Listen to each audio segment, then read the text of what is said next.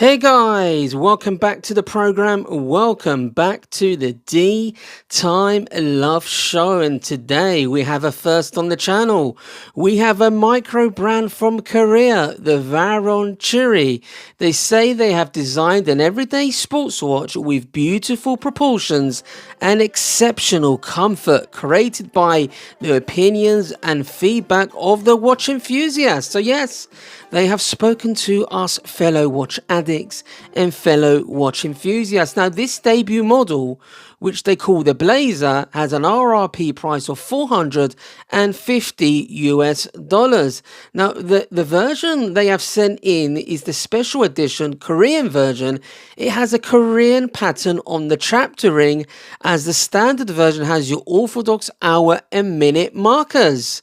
They also produced the Blazer with various color sundial options, but let's start off with the packaging. It comes with a very nice varnish wooden box, and they have also sent me a real alligator strap. Look at this, very nice indeed. Now, watches of this price point don't normally come with alligator straps, or don't have an option of buying one.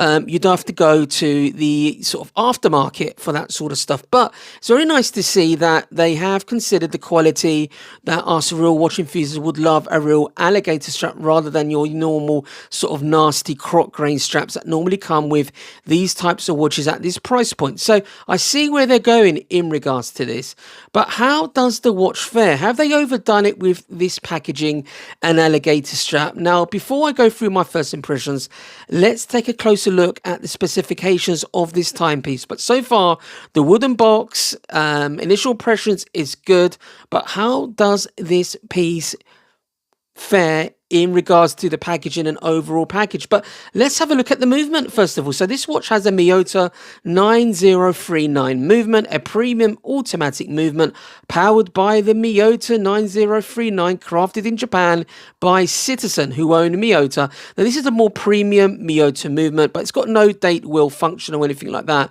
but plays with the symmetry and beauty of that dial. Absolutely fantastic. Now, this Miyota movement beats at 28,800 beats per hour, giving it that smooth, sweeping hand. Now, it's got a flat sapphire crystal with good anti-reflective coating, and you get to embrace that dial. So it's got bespoke watch hands, dual phase style and hour and minute hands with high quality polish finishing, which is relevant throughout. You can see that quality there, guys. Now let's have a look at the stainless steel bracelet. So it's got a G lock class, double locking, micro adjustment, glide lock, micro adjustment there, quick release bracelet, screw pins as well. Very nicely done. I have to admit, I wasn't expecting it to come with this type of bracelet. It's got sort of like high-end finish inner links, good like satin finish on the sides there. Not bad at all, but not necessarily sure it suits this style of watch. But it's good quality, that's for sure. Now, it's perfectly sized for everyday use, they say.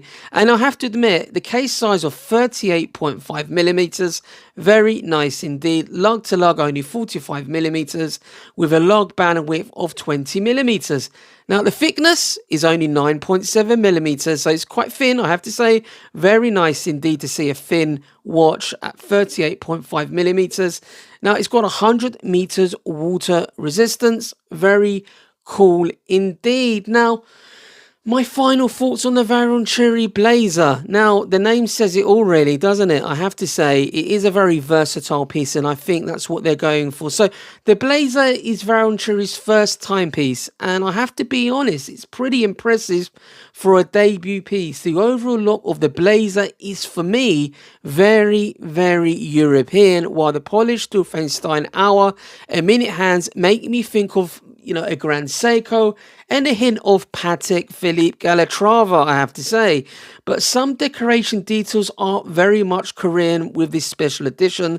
Take the case back, for instance. Here you can see the soft engraving of that traditional pattern inspired by the walls of Gyeonggang Palace in the north of South Korea's capital of Seoul. So I just want to apologize if I pronounced that incorrectly, but for the price you get a lot of watch for the money. I love the dimensions of this watch. It may be a little subdued and some may say a little uninspiring, but I think they were trying to produce a versatile watch with good dimensions. Screw down crown, wear it with a blazer, but you can also enjoy it with all your leisure activities. With its screw down crown, 100 meters, water resistance, the real alligator strap for me adds some real elegance and gives it a real dressy look to the piece. And for their first timepiece, it really does look like they did consult a number of us watch enthusiasts, from the quality of the glide lock glass to its thinness, but it's not perfect. In a world of flooded micro brands, I feel this watch could very well be overlooked, as it's extremely good finishing and price point, but it feels design may not stand out enough due to the amount of different options that are out there. But its biggest selling points for me is that it really does undercut the likes of the Seiko Presage range and some Tissots it competes with. I would suggest they produce a watch with some more unique dials to bring people to this brand, because everything else really does tick off the boxes. I love the way the case finishing, the dolphin hands, the finishing, the symmetrical, the little touches that they've got with that Korean pattern in the chaptering of this watch. Very nice indeed.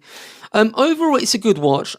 This watch, they say it's a white dial, but it's very much more silver sunburst dial. So just take that in consideration if you are looking at this as a white dial. For me, it's not a white dial, which is a negative. I would have loved it to have been a white dial, but at certain angles, it does look white. So I can see where they're coming at in regards to that.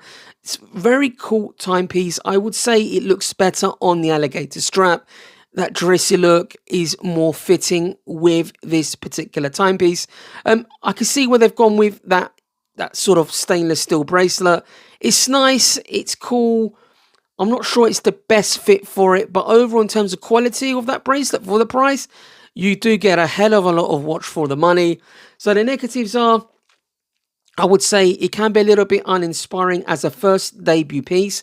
I would have liked this brand to produce something more intriguing in regards to the dial, to bring the punters in, to create that interest. So maybe produce a watch with a unique dial to get a bit of a following. But I could see someone picking this up if they want a very good, affordable dress watch, which is leisure, sapphire crystal with an alligator strap, or you can mix it up with a stainless steel bracelet. I tell you what, it is extremely good value for money. An elegant piece with a hint of Patek and Grand Seiko in there as well, with its dolphin hands. But overall, guys, what can I say? They have given it that Korean spin.